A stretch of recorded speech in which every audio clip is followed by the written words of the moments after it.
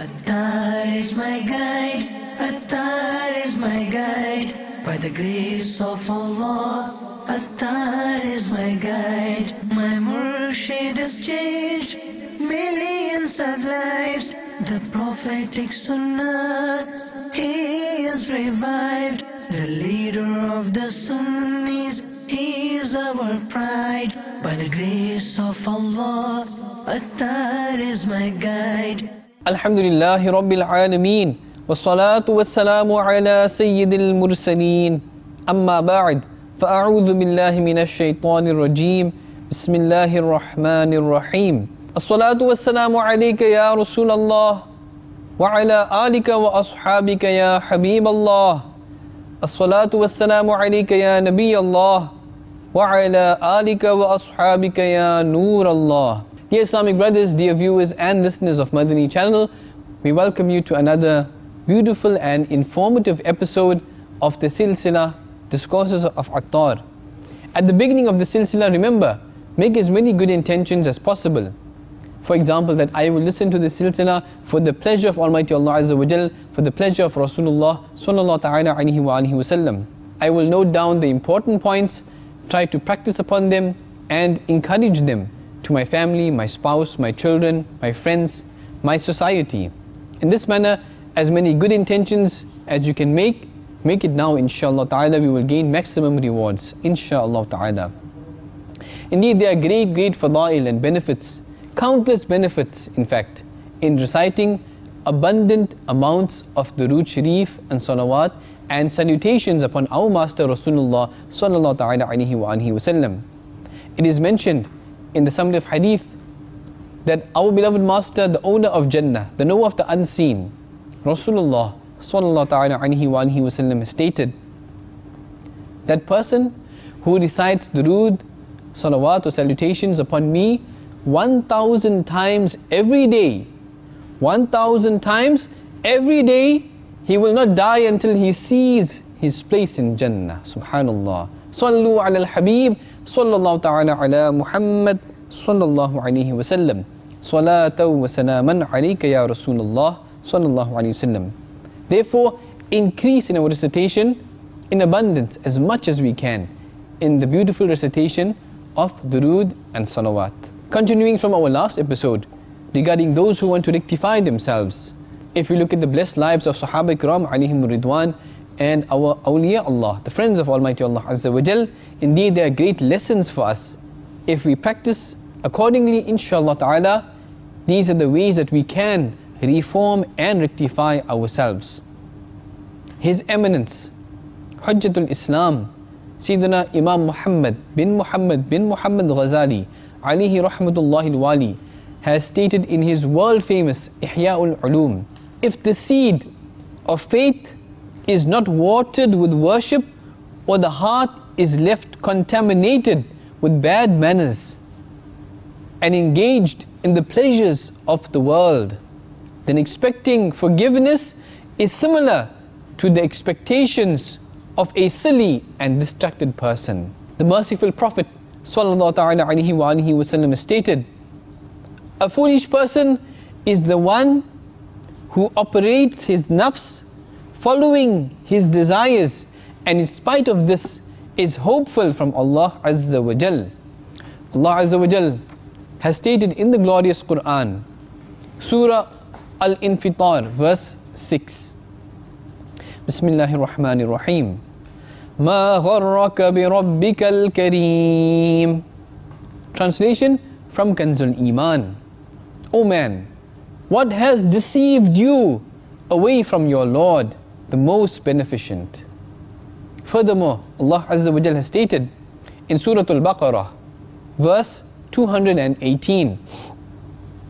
Bismillahir Rahmanir Rahim.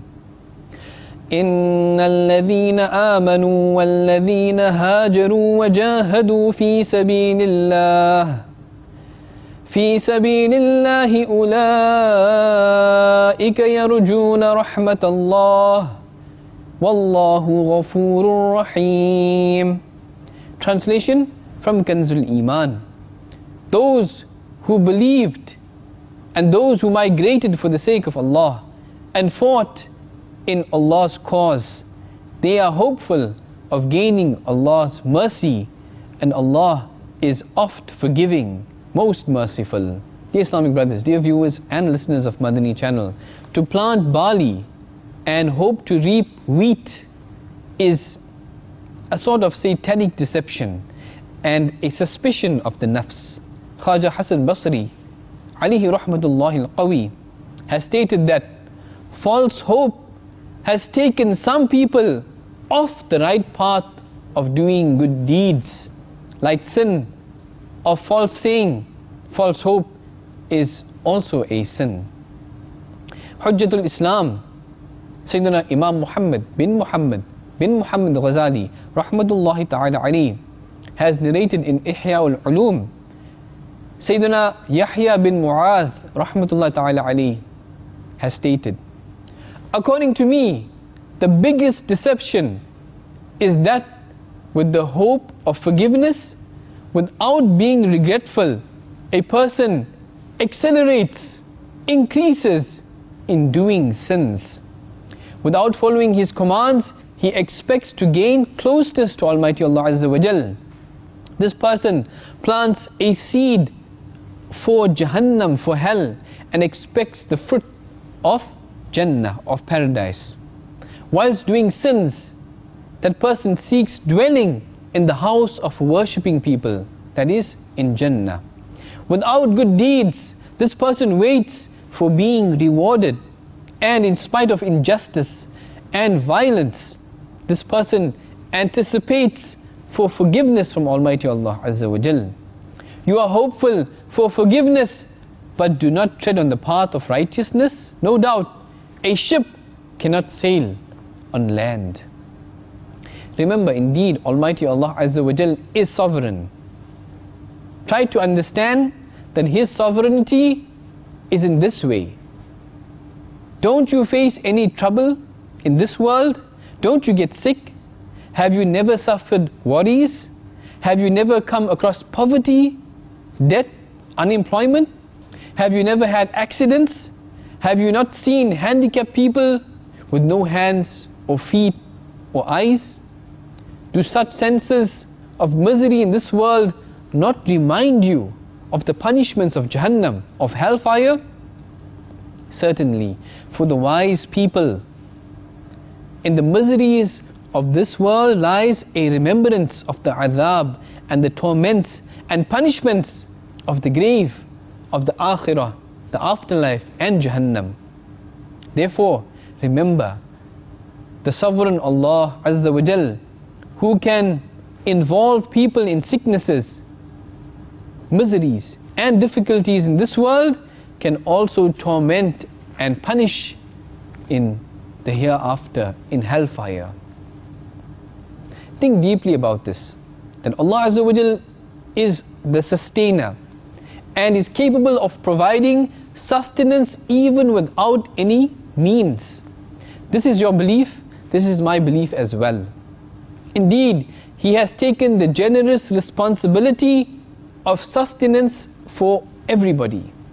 It is stated, Bismillahir Rahmanir Rahim, وَمَا مِن دَابَّةٍ فِي الْأَرْضِ إِلَّا عَلَى اللَّهِ رِزْقُهَا.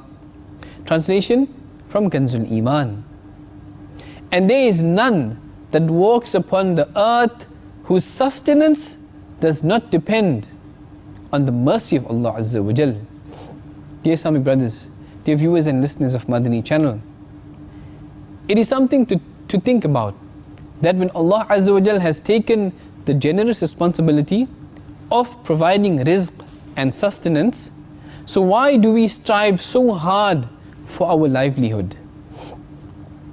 Why do we go from one city to another? We leave our home country, gladly in fact, to bear all miseries in the path of hoarding wealth. Because our mind is set that when I will make an effort, then livelihood will be provided. No pain, no gain. Dear Islamic brothers, dear viewers and listeners of Madani channel, Allah Azza wa Jal has taken the generous responsibility of providing sustenance and rizq for every living thing. But remember, He has not taken the responsibility of securing the Iman, the faith of every Muslim, and forgiving every Muslim without accountability. But still, we are merely anxious for our livelihood only. There seems to be no efforts whatsoever for securing our Iman, for securing our faith, and for seeking forgiveness without accountability. Perhaps because the heart of most people has become hardened. Therefore, they are ready to bear pains for the sake of worldly gains only. In order to earn wealth, they are ready to work for 8, for 10, or even 12 hours a day, like an animal. Alas, if they are requested to travel in the path of Almighty Allah Azza wa Jal, for example, on the Madani Qafilas of Dawud Islami, for at least 3 days only, every month, for the security, for the safeguarding of their Iman and faith, and for forgiveness without accountability, regretfully they say, we have no time. May Allah Azza wa Jal forbid. It seems as if they are saying, Nafs and Shaitan has intoxicated us.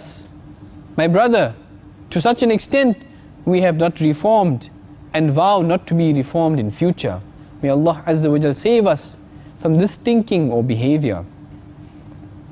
Indeed, Almighty Allah Azza wa Jal, without any reason, is capable of entering us into Jannah, into paradise, due to His mercy. But it is necessary to fear, to have this khawf from Allah Azza wa Jal's sovereignty, as He may hold us accountable for a single sin and throw that person into the hellfire. A blessed saying of Almighty Allah Azza wa Jal has been quoted in Musnad Imam Ahmad bin Hanbal radiyallahu ta'ala anhu, that Allah Azza wa Jal states, I have no concern if these people would enter paradise, would enter Jannah, and nor do I have any concern if they go to Jahannam. Therefore, in order to secure ourselves from Jahannam, from hellfire, and for entry into Jannah and paradise, we must develop this mindset that I intend to reform myself. And for that, we will have to make the utmost effort in inculcating the fear of Allah Azza wa Jal and the love of the Holy Prophet Muhammad sallallahu ta'ala alayhi wa alihi wasallam in our beings, in our lives.